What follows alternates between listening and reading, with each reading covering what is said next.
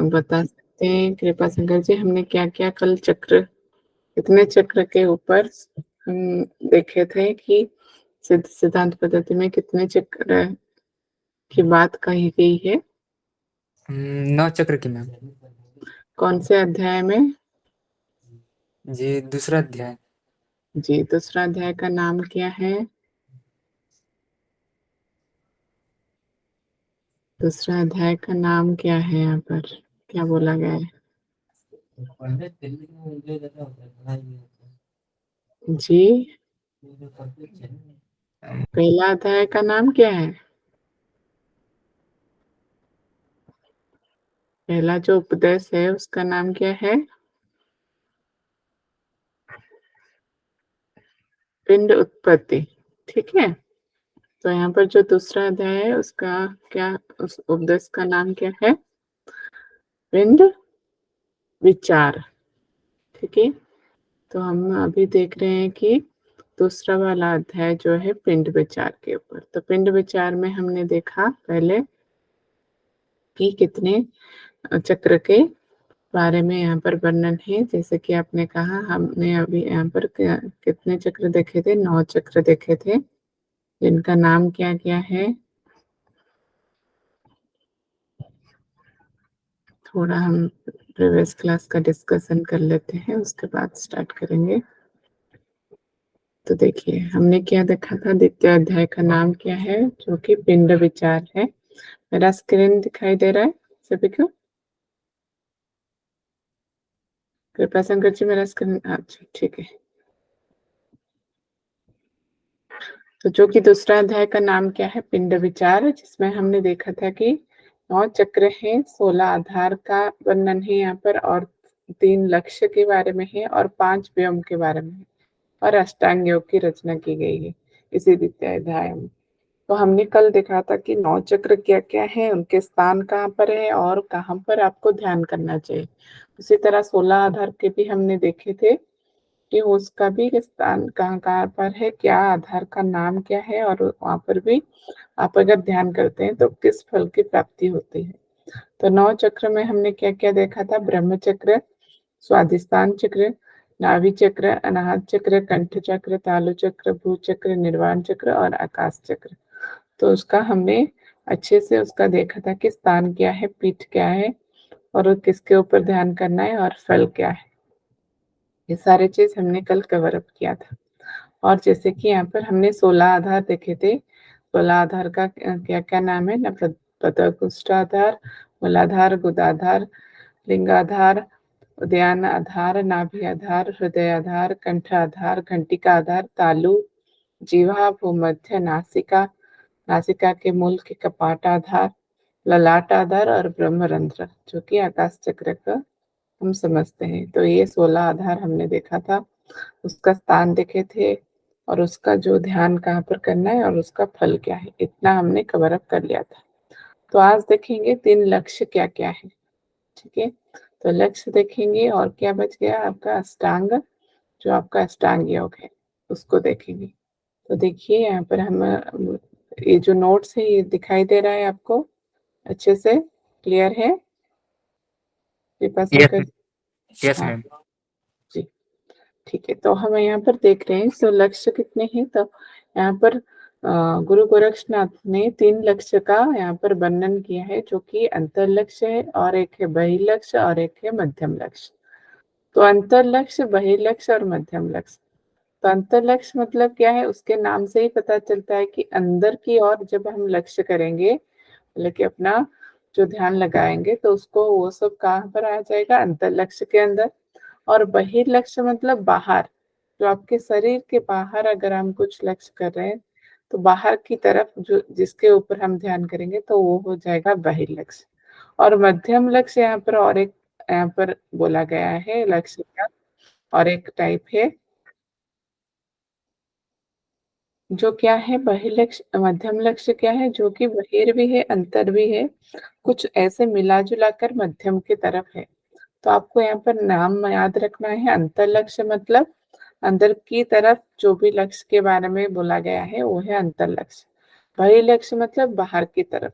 मध्यम मतलब वो, मतलब कि बोथ के कुछ-कुछ गुण यहाँ पर हैं जो कि शरीर भी कुछ अंगों को भी बोला गया है और कुछ बाहर की तरफ भी बोला गया है, इसलिए उसको मध्यम लक्ष्य बोला जा रहा है। तो अंतर्लक्ष्य के यहाँ पर 5 अंतर्लक्ष्य बोले गए हैं। गुरु गोरक्षनाथ ने यहाँ पर बोला है 5 अंतर्लक्ष्य हैं। क्या-क्या है ना, पहला वाला क्या है, सुषुम्ना के अंदर कुंडलिनी को मन से निरंतर देखें। हालाँकि जब आप कुंडलिनी के ऊपर जब निरंतर देखेंगे, तो वो होगा होगा आपका पहला अंतर्लक्ष्य। तो कैसे देखना है ना, सुषुम्ना के अंदर कुंडलिनी को मन से देखना है उसको, ठीक है? आँखें बंद करते हुए हम जब ध्यान करते हैं, तो उसको मन से देखते हैं, तो उसको बोला जा रहा है यहाँ पे। तो इससे क्या होगा, सब प्रकार की सिद्धियाँ प्राप्त होगी, यहाँ पर बोला जा रहा है। तो जैसे जो भी सिद्धियाँ हैं, उससे आपको वो सारी सिद्धियाँ आपको प्राप्त हो सकती है। अगर आप अंतर्लक्ष्य के पहले जो मन के अंदर आपको निरंतर देखना है, किसमें? कुंडलिनी में देखना है। तो दूसरा वाला अंतर्लक्ष्य यहाँ पर क्या बोला जा रहा है कि ललाट से थोड़े ऊपर, जब ललाट से थोड़े ऊपर के स्थान पर, जिसे गोलट गोलट मंडल भी बोलते हैं, गोलट मंडल उसे कहते हैं, उसमें चमकते हुए तारे को देखना है, ठीक है? तो आपका जो गोलट मंडल है, मतलब कि आपके ललाट से थोड़े ऊपर, तो आपके फोरहेड एरिया में है, तो वहाँ पर आपको क्या किस सदृश किसको जो देखना है ना, चमकते हुए तारे के सदृश ज्योति को देखना है मन से। तो वो हो जाएगा आपका दूसरा वाला अंतर्लक्ष्य। तीसरा क्या है, भ्रमर की गुफा में जैसे भ्रमर रहता है, ठीक है? भ्रमर की जो भ्रमर होता है, तो उसका जो गुफा होता है, उसमें जो एक मतलब कि रानी भ्रमर जैसा कौन-सा कलर का होता है? वो लाल कलर की होती है। तो उसी तरह यहाँ पर बोला, गुरु गोरक्षनाथ ने बोला है कि भ्रमर की गुफा में जैसे भ्रमर रहती है, उसी तरह की आकृति वाली अत्यंत लाल ज्योति को आपको यहाँ पर आपको क्या करना है, उसके ऊपर ध्यान करना है। कि जैसे आप क्या वहाँ पर भ्रमर की गुफा में जैसे भ्रमर जो रानी भ्रमर रहती है, उसका भी कलर क्या रहता है? रेड रेड रहता है, मतलब कि लाल रहता है। उसी लाल ज्योति के ऊपर आपको ध्यान करना है, यहाँ पर बोला जा रहा है। और चौथा वाला क्या है, दोनों हाथों की तर्जनी जो अंगुली होती है, उसको आपको क्या करना है, अपने कानों से कानों को बंद करना है उस तर्जनी अंगुली से। जब आप तर्जनी अंगुली से अपने कानों को बंद करेंगे, तो सिर के अंदर एक घू-घू के शब्द आपको ध्वनि सुनाई देगा। घू-घू के जैसे ध्वनि सुनाई देगा। उसी ध्वनि के रूप को लक्ष्य पर ध्यान करना है, उसी ध्वनि पर। जैसे कि हमने अगर आपने क्या जो तर्जनी अंगुली हम यूज़ करके कौन-सा प्रैक्टिस करते हैं? कोई बता सकता है? भ्रामरी प्राणायाम। जी, उसी तरह यहाँ पर बोला जा रहा है, यहाँ पर भ्रामरी का नाम तो नहीं लिया गया है, लेकिन आप तर्जनी अंगुली को जब आप दोनों कानों को बंद करेंगे, तो क्या होगा? तो आपके सर के अंदर घू-घू की यहाँ पर बोल रहा है कि घू-घू की ध्वनि सुनाई देगी। तो वही जो ध्वनि है, उसी के ऊपर लक्ष्य करना है। तो ये आपका हो गया चौथा वाला अंतर्लक्ष्य।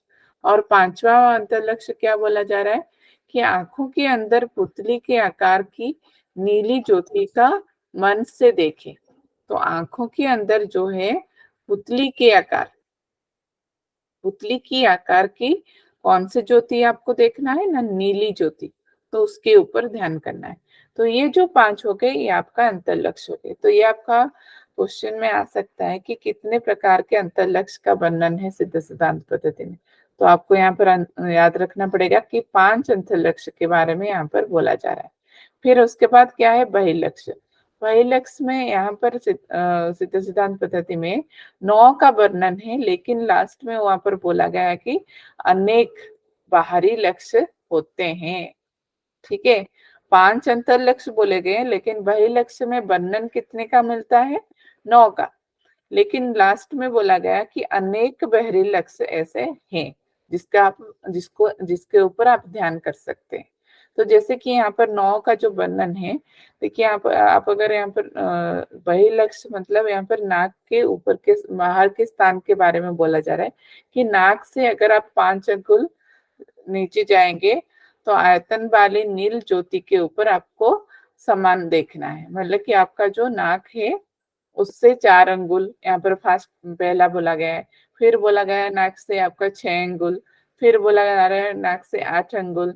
इस तरह आप नीचे नीचे जैसे जाएंगे 10 अंगुल, फिर उसके बाद 12 अंगुल, ऐसे जाकर आपको क्या करना है, धीरे धीरे आपको उसके ऊपर ध्यान करना है।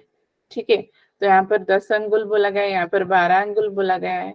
तो उसी तरह आपको इसको याद रखने में भी इजी भी होगा कि पहला वाला क्या बोला रहा है, कितना अंगुल है, 4 अंगुल, फिर उसके बाद 6 अंगुल। ये सारे नाक से इतने अंगुल से और आपको कौन से वाली ज्योति के ऊपर ध्यान करना है उसके बारे में यहाँ पर डिस्कशन है। इन 4 अंगुल, फिर बोला जा रहा है 6 अंगुल, फिर बोला जा रहा है 8 अंगुल, फिर बोला जा रहा है 10 अंगुल, फिर बोला जा रहा है 12 अंगुल। तो ये हो गए। फिर उसके बाद और क्या वही लक्ष्य बोला गया है कि आकाश की ओर देखना है। अगर आप आकाश की ओर देखेंगे तो क्या होगा, इनमें से व्याप्त जो आकाश दिखाई देगा उसके ऊपर उस मतलब कि उस चित्र के निर्मल होगा। मतलब कि ऐसे करने से आपका जो क्या है, आपको आकाश की ओर देखते हुए आपको ध्यान करना है। अगर आप ऐसे करते हो तो क्या होता है ना, चित्त निर्मल होता है, ऐसा बोला गया है। फिर उसके बाद क्या बोला जा रहा है कि ऊपर की ओर दृष्टि करके, मतलब कि वही आकाश की ओर दृष्टि करना है, लेकिन यहाँ पर बोला जा रहा है कि मध्य आकाश। मतलब कि देखो ये सारी चीज क्या है, आपके बाहर की तरफ है, आकाश की तरफ, मतलब कि ये बाहर की तरफ है, इसीलिए इसको बहिर्लक्ष्य के अंदर आता है। उसका दृष्टि स्थिर करते हुए ज्योति की मूल उद्यम का साक्षात करना है। ठीक है, तो ये सारे क्या है, ये इसको आकाश की ओर करना है। और उसी तरह नेक्स्ट में भी वही आकाश की ओर बोला गया है कि आकाश में यहाँ वहां देखें, जिससे इससे चित्र आकाश के समान हो जाता है और मुक्ति मिल जाती है। उसी तरह आपको यहाँ पर बोला जा रहा है कि साफ आकाश की ओर देखना है, व्याप्त आकाश की ओर देखना है, फिर बोला जा रहा है मध्य आकाश में देखना है, दृष्टि को स्थिर करना है, फिर इधर उधर देखते हुए उसके एक चित्र पर आपको मतलब की दृष्टि को स्थिर करना है। इस तरह कहते हुए फिर आप वहां पर गुरु गोरक्षनाथ बोल रहे हैं कि भाई लक्ष्य में और क्या हो सकता है, आपके नेत्रों से तपाए गए, मतलब कि अपने नेत्रों से तपाए गए सोने के समान वर्ण वाली पृथ्वी को देखें। मतलब कि पूरा आपको पृथ्वी के और मतलब जमीन की ओर देखते हुए भी आप दृष्टि को स्थिर करते हुए उसका ध्यान कीजिए। तो ये सब बोला गया है, ये सब आपका कौन सा लक्ष्य है, अंतर लक्ष्य और बहिर्लक्ष्य। चलिए, ये सब क्या है, अंतर लक्ष्य है या फिर बहिर्लक्ष्य है, ये सारे आपके, हाँ बहिर्लक्ष्य है। क्योंकि यहाँ पर सारे चीज आपको बाहर की तरफ देखना है। देखे जैसे कि पृथ्वी जो कि जमीन, वो भी बाहर की तरफ है, आकाश बाहर की तरफ है, नाक से 4 अंगुल पीछे या आगे, 8 अंगुल, फिर 12 अंगुल, फिर 10 अंगुल, इतना आपको बोला जा रहा है। तो ये सारे क्या है, आपका बहिर्लक्ष्य। उसी तरह नेक्स्ट में क्या है, आपका मध्यम लक्ष्य। मध्यम लक्ष्य के बारे में यहाँ पर बोला जा रहा है कि आपको श्वेत वर्ण, मतलब कि सफेद वर्ण के ऊपर ध्यान करना है, रक्त वर्ण के ऊपर ध्यान करना है, लाल वर्ण। ठीक है, तो सफेद वर्ण या फिर लाल वर्ण, कृष्ण वर्ण मतलब कि काला वर्ण के ऊपर आपको ध्यान करना है। अग्नि वर्ण, कैसे, अग्नि का वर्ण के ऊपर आपको ध्यान करना है। शिखाकार मतलब कि अग्नि के जो लपट का वर्ण होता है, उसी के शिखा के ऊपर आपको ध्यान करना है। तो ये सारे चीज आ जाएंगे आपके मध्यम लक्ष्य में। उसी तरह ज्योति रूप का मतलब कि ज्योति के ऊपर आपको ध्यान करना है। अगर आप ज्योति के ऊपर ध्यान करते हो तो ये सारे आ जाएंगे मध्यम लक्ष्य। उसी तरह सूर्यमंडल आकार, मतलब कि सूर्यमंडल जैसे होता है उसका जो ताप होता है, उसी के ऊपर आपको ध्यान करना है। उसी तरह अर्धचंद्र मंडल के ऊपर आप ध्यान कर सकते हैं। उसी तरह स्वपिंड मात्र, मतलब कि अपने आप में एक शरीर, अपने शरीर के ऊपर भी आप ध्यान कर सकते हैं। या फिर ध्यान से देखें इस प्रकार, मतलब कि 9 मध्यम लक्ष्य का वर्णन है यहाँ पर।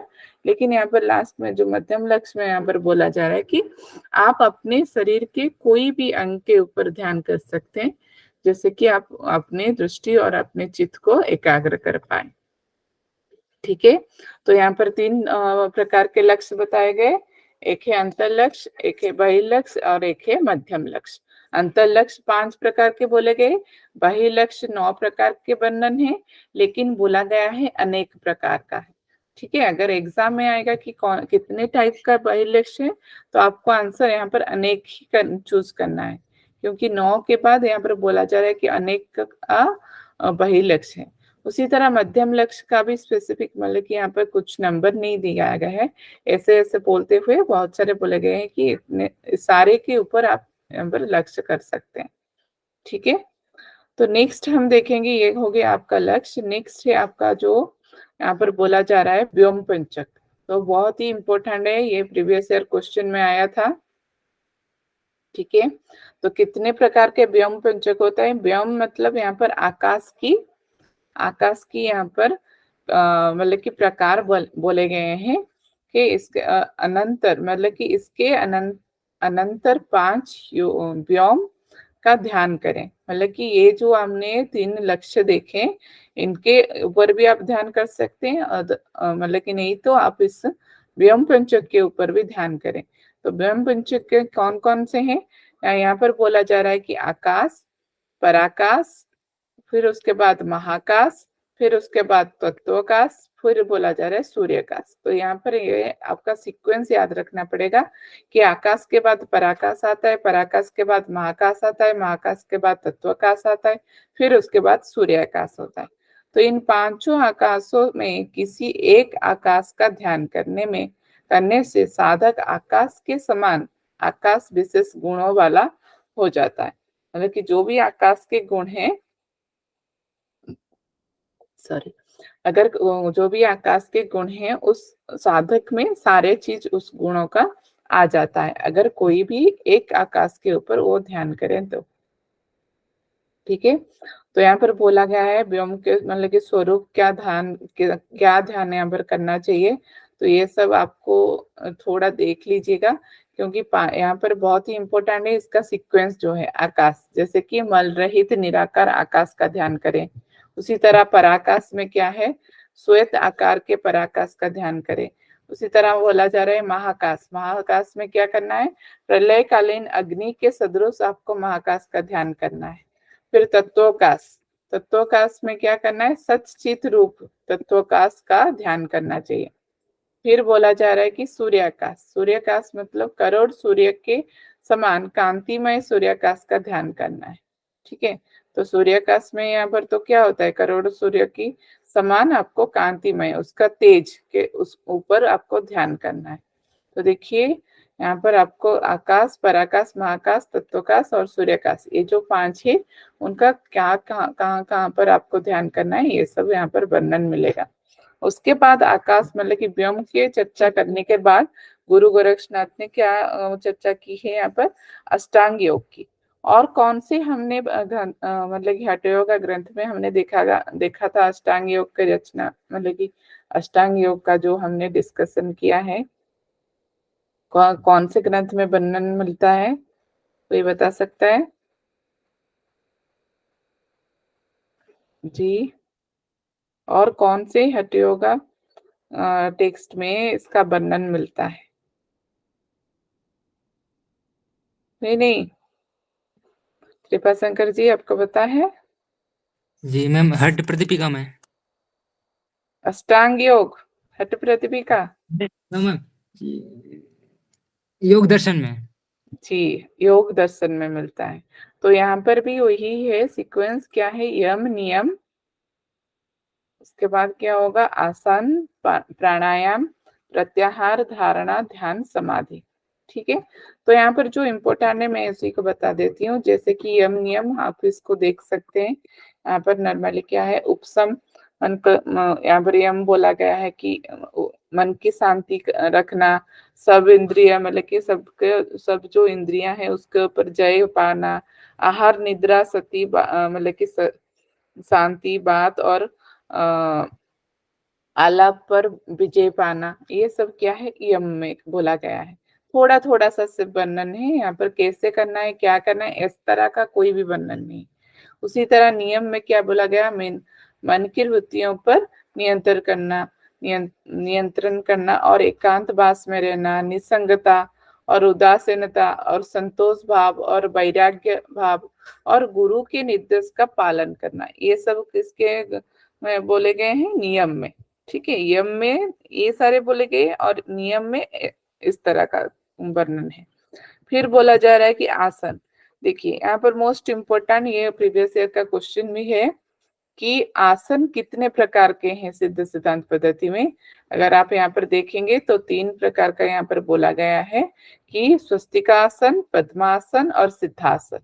ठीक है, और आसन का डेफिनेशन यहाँ पर क्या बोला गया है कि आसन का तात्पर्य यह है कि अपने सतचित स्वरूप में सदा विद्यमान रहना को ही आसन बोलते हैं। अपने सतचित स्वरूप में सदा विद्यमान रहने को क्या बोला जाता है? यहाँ पर आसन। तो यहाँ पर 3 आसन के बारे में यहाँ पर चर्चा की गई है, स्वस्तिकासन, पद्मासन और सिद्धासन। चर्चा मतलब यहाँ पर इसका वर्णन विस्तृत रूप से नहीं किया गया है, सिर्फ तीनों में बोला गया है कि कोई भी आप एक आसन को लगाकर एकाग्र होकर बैठ सकते हैं। यहाँ पर ऐसा नहीं बोला गया कि सिद्धासन सबसे अच्छा है या फिर पद्मासन सबसे अच्छा है, लेकिन यहाँ पर बोला गया स्वस्तिकासन, पद्मासन या फिर सिद्धासन, कोई भी आप एक आसन में बैठ सकते हैं। ठीक है, उसके बाद प्राणायाम के बारे में चर्चा की गई है। यहाँ पर 4 प्रकार के प्राणायाम के बारे में चर्चा की गई है, जैसे कि रेचक, पूरक, कुंभक और एक है संघष्ट। ओके, तो संघष्ट मतलब यहाँ पर हम अगर समझने की कोशिश करें तो आपको मतलब कि प्राणों को स्थिर करना है, तो यहाँ पर केवल कुंभक हम समझ सकते हैं कि, लेकिन नाम अलग है, संघटीकरण यहाँ पर ऐसा बोला गया है यहाँ पर। तो ये आपका बहुत ही इम्पोर्टेंट है कि केवल कुंभक को यहाँ पर संघटीकरण बोला गया है आपके सिद्ध सिद्धांत पद्धति में।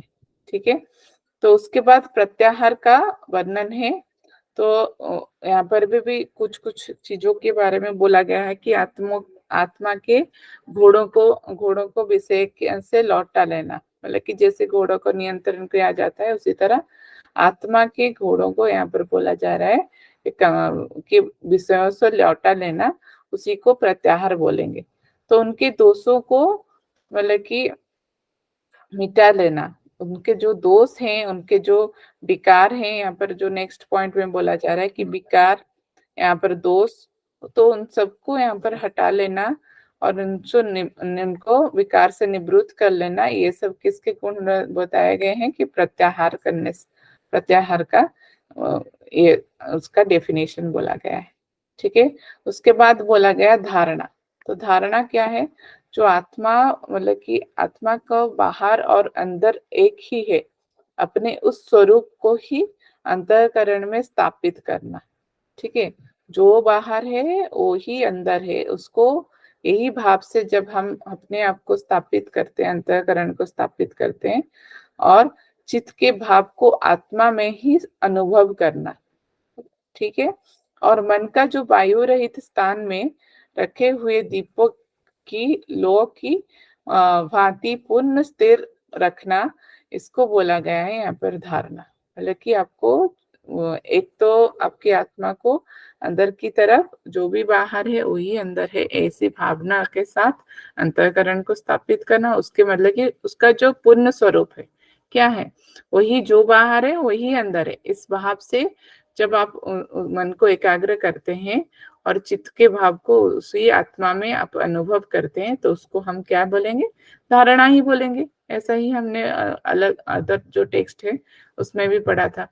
उसके बाद बोला जा रहा है कि ध्यान में क्या है? आपको अद्वैत भाव को चित्त में मतलब कि चित्त में जो कुछ भी प्रकट होता है, अद्वैत भाव मतलब जहाँ पर द्वैत भाव नहीं रहता, मतलब कि द्वैत भाव मतलब क्या होता है? एक आत्मा एक है और परमात्मा और एक है, लेकिन अद्वैत जब होता है क्या होता है? वही आत्मा है वही परमात्मा है, वो दोनों सेम ही है।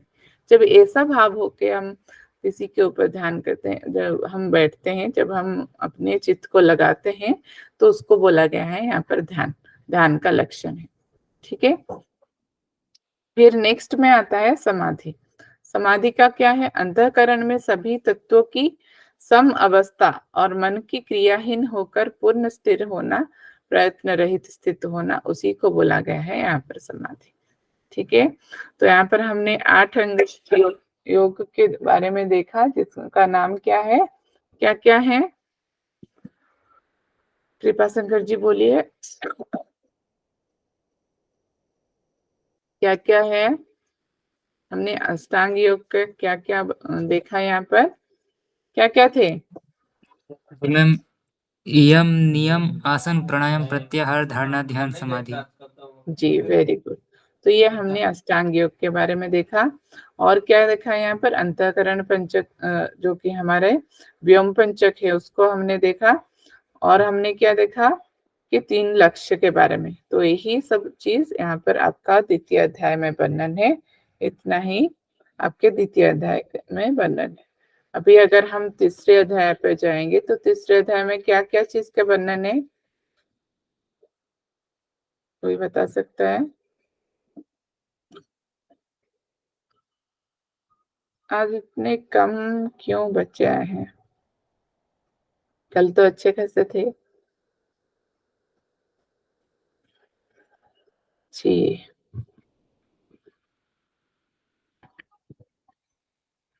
देखिए वही सेम चीज यहाँ पर भी है। अगर हम प्रीवियस ईयर के क्वेश्चन लेंगे तो देखिए, प्रीवियस ईयर के क्वेश्चन में क्या आया था कि सिद्ध सिद्धांत पद्धति के अनुसार ओम उच्चारण किस आधार पर होता है, जैसे कि हमने कल पढ़ा था। ठीक है, सिद्ध सिद्धांत पद्धति के अनुसार ओम उच्चारण किस आधार के अंतर्गत करना चाहिए? कौन सा आंसर होगा यहाँ पर? यहाँ पर आंसर होगा आपका नाभि। मतलब कि आपके नाभि के ऊपर हमने देखा था कि नाभि के ऊपर आपको अगर ओम का उच्चारण कर रहे हैं, उसी आधार के अंतर्गत यहाँ पर बोला गया है। ठीक है, और दूसरा क्वेश्चन यहाँ पर आप देख सकते हैं, जैसे कि लिस्ट आपको लगाना है, इस तरह आएगा।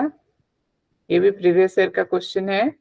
पद अंगुष्ठम, नाभि, तलवाधार, भ्रूमध्य आधार, ललाट आधार। ठीक है, लिस्ट 2 में यहाँ पर दिया गया है पंचदश, दशम, प्रथम, षष्टम, द्वादश, मतलब कि उसका जो सीक्वेंस है कैसा है। तो यहाँ पर इसको आपको याद रखना पड़ेगा। ठीक है, सारे जो आधार हैं। तो नेक्स्ट क्वेश्चन जो है आपका, सिद्ध सिद्धांत पद्धति के अनुसार सर्वेंद्रिय जय तथा आहार निद्रा जय किसके द्वारा होता है? प्रत्याहार में, नियम से, यम से, धारणा से, किससे होता है? सर्वेंद्रिय जय ये है यम से बोला गया है, यहाँ पर हमने देखा था, है कि नहीं? देखिए यहाँ पर हमने देखा था।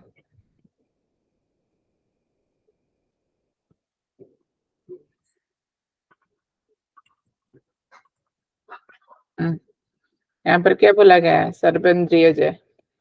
तो यही चीज आपको मार्क करना होगा कि क्या अलग है यहाँ पर। उसी तरह सिद्ध सिद्धांत पद्धति में प्राणायाम के कितने प्रकार का उल्लेख किया गया है? कितने प्रकार के हैं? 4 प्रकार के हैं, हमने अभी देखा। तो क्या क्या है? पूरक, रेचक, कुंभक, और क्या? और क्या है? क्या केवल कुंभक को क्या बोला गया है यहाँ पर? संघटक। यस, संगठीकरण। ठीक है, तो ये हो गया आपका 4 कुंभक के बारे में आपका डिस्कशन। तो ये सब चीज आपके प्रीवियस ईयर क्वेश्चन में आया था, इसीलिए बहुत ही इंपॉर्टेंट है, आप इसको अच्छे से देखिएगा। नेक्स्ट क्वेश्चन देखिए, सिद्ध सिद्धांत पद्धति में कितने आसनों का वर्णन किया गया है? कितने आसन के वर्णन है? कौन सा आंसर होगा? जी 3। 3 आसन है मैम। क्या क्या है? 3 आसन क्या क्या है, उसका नाम बता सकते हैं? स्वस्तिकासन, पद्मासन, सिद्धासन। जी, स्वस्तिकासन, पद्मासन और सिद्धासन। तो देखिए नेक्स्ट क्वेश्चन में क्या है, व्योम पंचक का वर्णन किस ग्रंथ में किया गया है? ठीक है, इसको आपको याद रखना पड़ेगा। किस ग्रंथ में? सिद्ध सिद्धांत पद्धति में है। फिर उसके बाद प्रीवियस ईयर कुछ क्वेश्चन है। पिंड विचार के अंतर्गत, पिंड विचार मतलब कौन सा अध्याय यहाँ पर बोला जा रहा है? सेकंड। सेकेंड। के अंतर्गत सिद्ध सिद्धांत पद्धति में कितने आधारों का वर्णन किया गया है? कितने आधार हैं? 16 आधार है मैम। 16 आधार है। ठीक है। और सिद्ध सिद्धांत पद्धति में योग के कितने अंग बताए गए हैं? अष्टांग कितने अंग 8 हैं? अंग 8 अंग 8 अंग। जी। पिंड अथवा मानव शरीर में नव चक्रों का वर्णन किस ग्रंथ में किया गया है? 9 चक्र सिद्ध सिद्धांत किसमें? पद्धति। सिद्ध सिद्धांत पद्धति। ठीक है। तो नेक्स्ट हम देखेंगे तृतीय अध्याय। क्या हम आज तृतीय अध्याय स्टार्ट करें या फिर क्या बोल रहे हैं आप लोग? क्योंकि बहुत ही कम बच्चे आए हैं। जी ठीक है, तो चलिए देख लेते हैं। तो तृतीय अध्याय जो है क्या है? पिंड संबित, जिसमें हम देखेंगे पिंड के रहस्य को जाने। मतलब कि पिंड संबित में जैसे मैंने बोला था, जो भी बाहर है वही चीज आपके शरीर के अंदर है, उसी को यहाँ पर हम क्या बोल रहे हैं कि उसका ज्ञान, पिंड का जो ज्ञान है उसको यहाँ पर बोला जा रहा है कि पिंड संबित। ठीक है। तो पिंड का ज्ञान मतलब यहाँ पर क्या क्या हमको देखने को मिलेगा? 7 पाताल है, 21 ब्रह्मांड है, 4 वन है, 7 द्वीप है, 7 समुद्र, 8 पर्वत, 9 खंड है, 9 नदियां हैं, 27 नक्षत्र हैं, 12 राशि हैं, 9 ग्रह हैं और 15 तिथियां हैं। इसके बारे में हमको यहाँ पर ये जो हमारे तीसरे अध्याय में वर्णन मिलेगा। ठीक है। तो देखते हैं क्या क्या है इसमें। 7 पाताल कौन कौन सी है?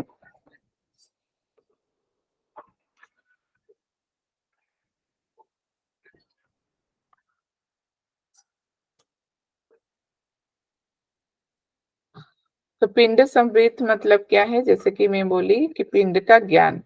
ठीक है। पिंड शरीर के मध्य में जो चर और अचर को जानता है वो पिंड समित अर्थात पिंड का जानने वाला होता है। जो जिसको पता चल जाता है कि पिंड के अंदर क्या है, चर और अचर दोनों यहाँ पर मतलब कि यहाँ पर प्रतिष्ठित है इस शरीर में, वही उसी को ही हम क्या बोलते हैं? पिंड की जानने वाला। मतलब कि पिंड को जान लेता है, पिंड के ऊपर उसको सारे ज्ञान की प्राप्ति हो जाता है। ठीक है। जैसे कछुए, कछुए के बारे में भी यहाँ पर वर्णन मिलता है। जैसे कछुए को सबका आधार बताया गया है, इसका स्थान कहाँ पर है? वो अपने पैर के तलवे में ही रहता है। ठीक है। कछुआ जब अपने आप को सिमटता है, वो कहाँ पर सिमट लेता है अपने आप को? अपने पैर के तलवे में, तलवे के साथ। उसी तरह यहाँ पर बोला जा रहा है कि पूरा पिंड जो शरीर होता है वहां पर भी यहाँ पर कछुए के बारे में बोलते हुए यहाँ पर एक कंपैरिजन किया गया है कि उसी तरह हमारा जो ये है, हमारे शरीर में ये सब का भी स्थान उसी तरह समेट लिया हुआ है इस शरीर में। 7 पाताल भी होते हैं, 21 ब्रह्मांड भी होते हैं, ये सारे अपने शरीर में समेट लिए हैं। ठीक है। ये जो पिंड के अंदर है, तो ये सारे हम अभी एक एक करके देखेंगे कि 7 पाताल क्या क्या है। तो देखिए 7 पाताल के बारे में। तो पहला वाला बोला रहा है कि पाताल, तलातल, महातल, रसातल, सूतल, पीतल और अतल। ठीक है। ये 7 के बारे में मतलब कि आपके पाताल के बारे में यहाँ पर डिस्कशन हुआ है। जैसे कि आप अगर इस पिक्चर में देख पाएंगे तो यहाँ पर बोला जा रहा है, देखिए ये वाले अतल। मेरा माउस पॉइंटर दिखाई दे रहा है? दिखाई दे रहा है मेरा माउस पॉइंटर? मैं कहाँ पर दिखा रहे हैं? 7 नेदर वर्ल्ड्स का जो लिखा है। ठीक है।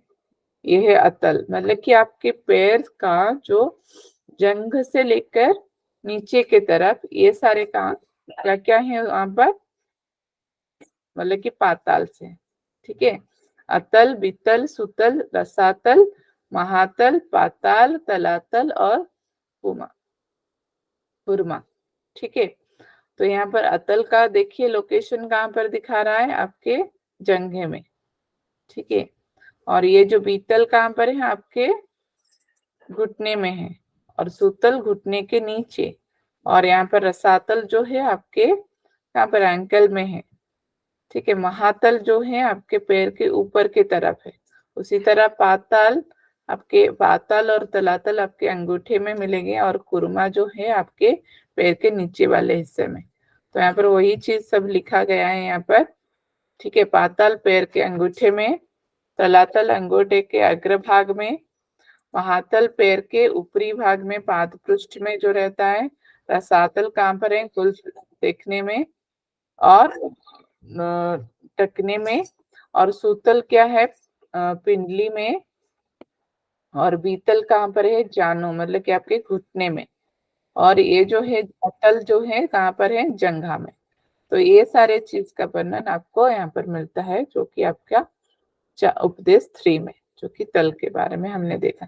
तो यहाँ पर और एक चीज बोला गया है कि ये जो 7 पाताल है उनके देवता कौन है, रुद्र है, ठीक है। तो रुद्र देवता के अधिकार में ये सब रहते हैं। और पिंड के अंदर जो क्रोध रूप जो भाव उत्पन्न होते हैं, जो कि प्रलयकारी होता है, वो जो अग्नि रूप में होता है, वो किसका होता है, रुद्र का ही रूप होता है, ठीक है। तो ये जो 7 पाताल के बारे में यहाँ पर वर्णन है, इनका देवता कौन है, रुद्र। तो आप अगर इस पिक्चर में देखेंगे, ये जो सारे जो डिवाइड हुआ है, जो तल के बारे में और जो लोका के बारे में, ये सारे उनके मतलब कि देवता की वजह से ही ये सारे डिवाइड हुए हैं। ये जितने आपने देखा तल बितल सुतल, ये उनके अधिष्ठान देवता कौन है, रुद्र है। उसी तरह यहाँ पर जो देखेंगे सत्यलोक तपलोक, इनका भी देवता अलग है। और यहाँ पर जो 3 लोक, यहाँ पर स्वर्लोक भूलोक और जो होता है स्वर भूवर भूर, ये तीनों का भी अधिष्ठान देवता अलग है, इसीलिए इनको इसी हिसाब से डिवाइड किया गया है। तो अभी देखते हैं नेक्स्ट। सबने नोट आउट कर लिया कौन सा तल है जी? जी मैम। जी मैम। तो देखिए नेक्स्ट क्या है, यहाँ पर 21 ब्रह्मांड के बारे में यहाँ पर बताया जा रहा है। क्या क्या है ब्रह्मांड, भूलोक, भुवलोक, स्वलोक, महलोक, जनलोक, तपलोक, सत्यलोक, विष्णुलोक, रुद्रलोक, ईश्वरलोक, सदाशिव, उसके बाद नीलकंठ, उसके बाद शिवलोक, उसी तरह भैरव, महासिद्ध, अनादि, कुल, अकुलेश, उसके बाद परब्रह्म, उसके बाद परापर, उसके बाद शक्ति। ये सारे जो हैं इसके बारे में, ये सारे लोक हैं यहाँ पर बताया जा रहा है। अगर आप इस पिक्चर को ध्यान से देखेंगे तो देखिए परापर लोक, ये जो आपके ऊपर के हिस्से में है, देखिए नाभि के ऊपर के हिस्सा जो है क्या है, ये 14 के लोकस का यहाँ पर वर्णन है। और ये जो 3 लोक हैं ये कहाँ पर है, देखिए आपके मतलब कि आपके जंघे से ऊपर, मतलब कि आपके जो प्राइवेट ऑर्गन और आपके नाभि के ये तीनों लोक आपको मिलेंगे, स्वरलोक, भूवरलोक एंड भूरलोक, ठीक है। और आपके जो स्पाइन है और आपके जो लिंग है, यहाँ पर आपको मिलेगा सत्यलोक, तपोलोक, ज्ञानलोक और महालोक। ये सारे आपके स्पाइन में ही, ठीक है। तो देखिए इनके अधिष्ठान देवता के हिसाब से ही इसको डिवाइड किया गया है, लेकिन टोटल लोग कितने हैं, 21 लोग से, ठीक है। तो देखते हैं यहाँ पर क्या क्या उनका स्थान है। अगर आप अच्छे से देखेंगे यहाँ पर, जैसे कि भूलोक गुदा के स्थान, और भवलोक लिंग के स्थान, स्वलोक नाभि के स्थान। तो इनके इन तीनों के अधिष्ठान देवता कौन है, इंद्रदेव है, इसीलिए इनको अलग लिखा गया है, ठीक है। महलोक, जनलोक, तपलोक और सत्यलोक ये सारे मेरुदंड में और मूलाधार चक्र पर है। सत्यलोक मूलाधार चक्र, और ये सारे मेरुदंड में ही, मेरुदंड के मूल में महलोक है, जनलोक मेरुदंड के छिद्र में है, और तपलोक कहाँ पर है, मेरुदंड की नाली में है, ठीक है। तो ये सारे उनके अधिष्ठान देवता कौन है, ब्रह्मदेव है, ठीक है। अच्छे से देखिए यहाँ पर ये वाला, ये वाला जो हिस्सा होता है, ये जो 4 लोक के बारे में यहाँ पर बोला जा रहा है, इनका अधिष्ठान देवता ये कहाँ पर है, स्पाइन में है और यहाँ पर मूलाधार चक्र के अग्रभाग। तो ब्रह्म देव है इनके अधिष्ठान देवता। उसी तरह नेक्स्ट क्या है, 8वें नंबर पर विष्णु, रुद्र, ईश्वर, सदाशिव। ठीक है, यहाँ से आपको अलग अलग ही मिलेंगे सारे जो अधिष्ठान देवता, लेकिन विष्णु के विष्णु ही है जो कि पेट के ऊपर है, पेट उनके स्थान कहाँ पर है, पेट में है। रुद्र का स्थान हृदय में है, उनके भी अधिष्ठान देवता कौन है, रुद्र है। ईश्वर के ईश्वर ही है, जो इनका स्थान कहाँ है, वक्षस्थल स्थल में है। सदाशिव के सदाशिव ही आपको अधिष्ठान देवता मिलेंगे, जिनका स्थान कहाँ है, कंठ का मूल में है। और नेक्स्ट क्या है आपका, नीलकंठ। तो नीलकंठ के देवता भी नीलकंठ ही है।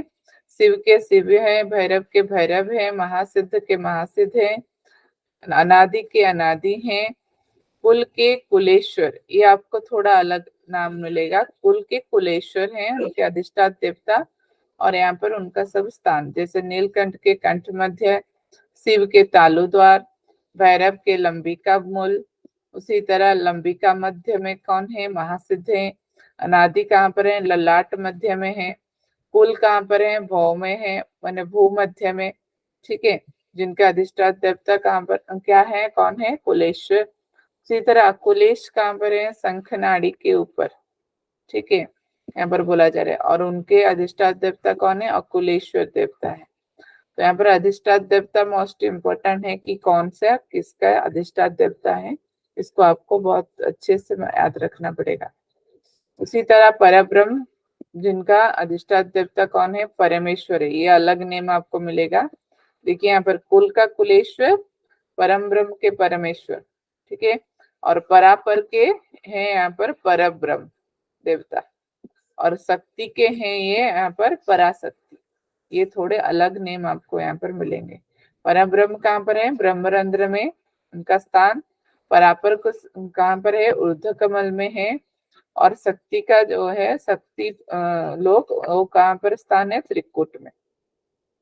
ठीक है, ये हो गया आपके 21 लोकास, और 7 पातालस के ऊपर हमने देख लिया।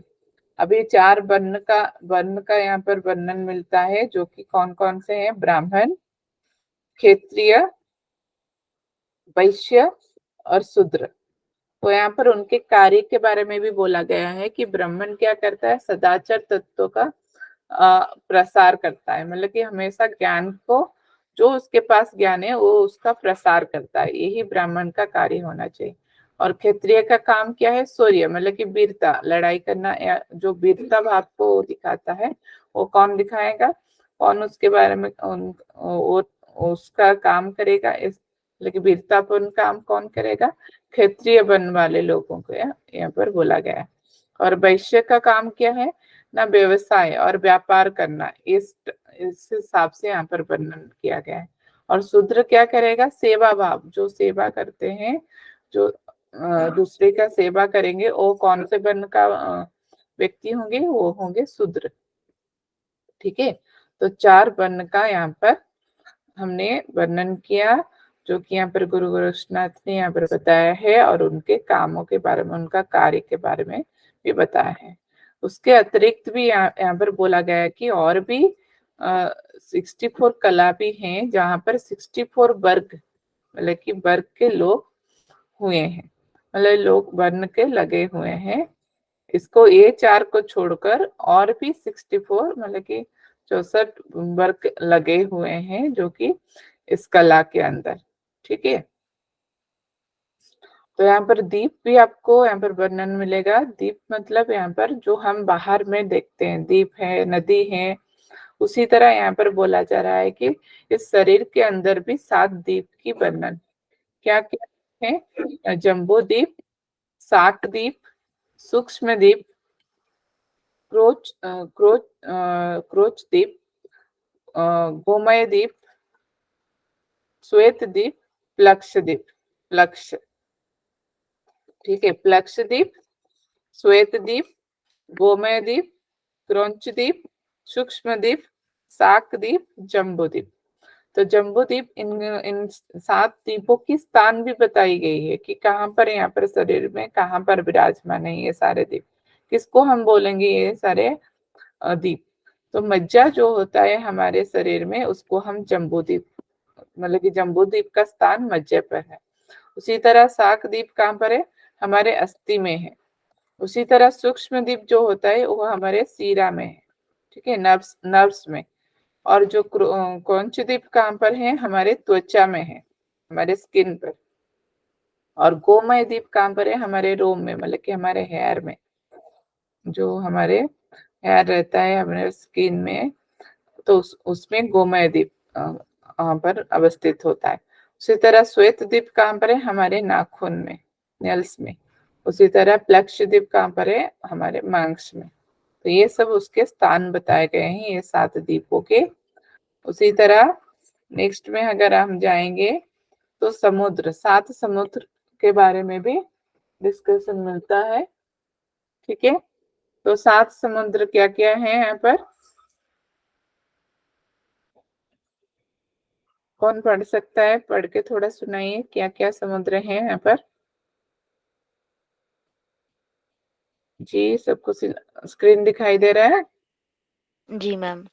पहला हाँ। है क्षार, जिसे मूत्र कहते हैं, क्षीर, लार जिसे कहते हैं, दधि यानी कफ, चौथा है घृत जिसे मेद बोलते हैं, पांचवा है मधु जिसे वसा कहा जाता है, छठा है इक्षु जिसे रक्त बोलते हैं, सेवेंथ है अमृत यानी शुक्र।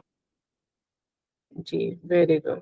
तो ये सारे समुद्र हमारे बॉडी में ही है, हमारे शरीर में ही है, उनकी स्थिति यहाँ पर बोला गया है, ठीक है। तो आज के लिए इतने रखते हैं और खंड के बारे में हम नेक्स्ट क्लास में चर्चा करेंगे। कल हम तीसरे अध्याय को खत्म करके चौथा अध्याय को भी खत्म कर लेंगे, ठीक है। तो थोड़ा इसको याद रखिए और ये जो प्रीवियस ईयर का क्वेश्चन हमने देखा इसको भी थोड़ा नोट आउट कर लीजिएगा, आपके लिए इजी होगा, ठीक है। जी ma'am, thank you ma'am. Ma'am ये पीडीएफ सेंड कर देंगे आप आज अगर हो हाँ पाए तो? जी जी हाँ, जी। और थोड़ा थोड़ा थोड़ा फास्ट हो जाए तो मैम और अच्छा है, क्योंकि मुझे लग रहा है टाइम कम है तो अब बच्चे शायद कम ही जुड़ेंगे। ठीक है, हम कल इसको 4th चैप्टर तक खत्म कर लेंगे और नेक्स्ट क्लास में हम देख के इसको खत्म करने की कोशिश करें, ठीक है। थोड़ा जी मैम। दीदी, हाँ नेहा जी थोड़ा शांति पाठ करा दीजिए, तब हम वाइंड अप करेंगे। चलिए। बैठेंगे किसी ध्यान के आसन में, आंखें कोमलता से बंद, ओम का उच्चारण।